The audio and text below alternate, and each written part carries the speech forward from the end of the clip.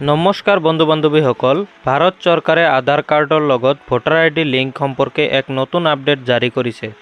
ভাৰতীয় নিৰ্বাচন আয়োগে ৰাষ্ট্ৰীয় ভোটাৰ সেৱা পৰ্টেলৰ জৰিয়তে এই আবেদন আৰম্ভ কৰিছে।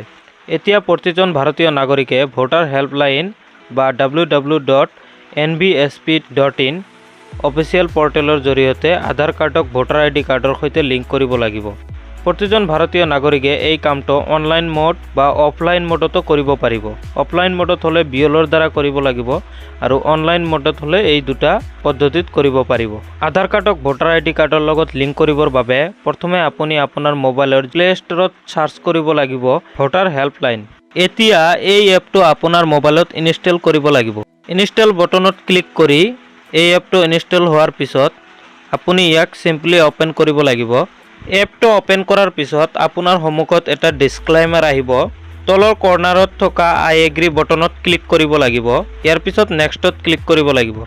চুজ লেংগুৱেজ এটা অপচন আহিব। ইয়াতে আপুনি ইংলিছ লেংগুৱেজটো সিলেক্ট কৰি গেট ষ্টাৰ্টেডত ক্লিক কৰিব।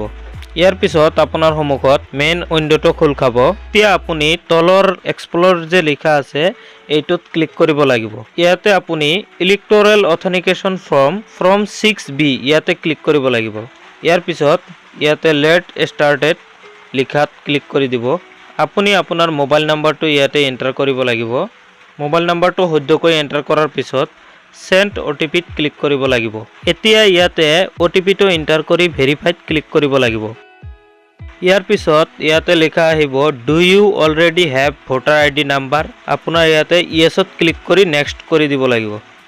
এতিয়া আপোনাৰ ভোটাৰ আইডিৰ ইপিক নাম্বাৰটো ইয়াতে এণ্টাৰ কৰিব লাগিব আৰু সিলেক্ট ষ্টেটত আপুনি আপোনাৰ ষ্টেট সিলেক্ট কৰিব।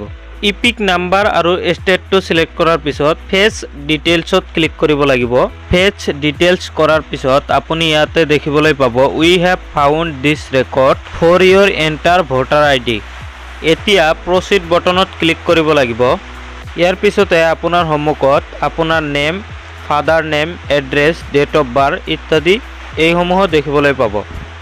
তললৈ স্ক্ৰল কৰিলে আপুনি ইয়াতে দেখিবলৈ পাব আধাৰ ডিটেইলছ। আধাৰ ডিটেইলছত ইয়াতে আধাৰ নাম্বাৰটো আপোনাৰ এণ্টাৰ কৰিব লাগিব।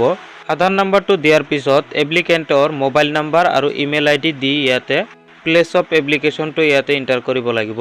ইয়াৰ পিছত ডান বটনত ক্লিক কৰি দিলে আপোনাৰ সন্মুখত এখন ৰিচিপ্ট ওলাব। এনেকৈ আপোনালোকে নিজৰ মোবাইলৰ দ্বাৰাই আধাৰ কাৰ্ডৰ লগত ভোটাৰ আইডি লিংক কৰিব পাৰিব। নতুনকৈ কামটো ষ্টাৰ্ট কৰাৰ বাবে এতিয়া এই ৱেবছাইটটো যথেষ্ট শ্ল' হৈ আছে। আপোনালোকে 1 আগষ্টৰ পিছত ট্ৰাই কৰিব, ইজিলি এইটো কৰিব পাৰিব।